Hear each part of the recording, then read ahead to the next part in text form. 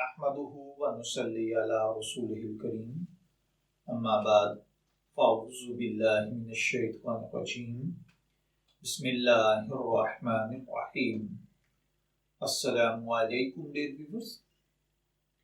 ہمارا آج کا ٹاپک ہے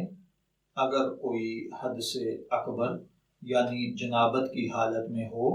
اور وہ ندی، نہر یا دریا وغیرہ میں غوطہ لگا لے تو کیا اس سے غسل ہو جاتا ہے یا نہیں؟ تو دیکھیے بھائیوں اور بہنوں،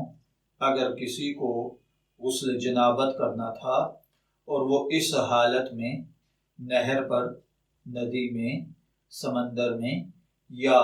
کسی پانی والے تالاب وغیرہ میں جو کہ پاک پانی ہو، پاک پانی کے حکم میں آتا ہو، اس میں اگر وہ غوطہ لگا لے تو اس سے پورے بدن پر پانی بہہ جائے گا، اور اس کے بعد اگر وہ کلی کر لے اور ناک میں پانی بھی ڈال لے تو اس کا غسل ادا ہو جائے گا اور وہ حد سے اکبر سے پاک ہو جائے گا۔ غسل کے لیے غسل خانے کے اندر نہانا، باقاعدہ پانی بہانا، وہ ایک الگ مسئلہ ہے، سنت طریقہ وہی ہے، لیکن اگر کوئی ندی، نہر یا دریا پر پانی میں غوطہ لگا لے تو اس سے بھی غسل ہو جاتا ہے، بس بعد میں وہ کلی اور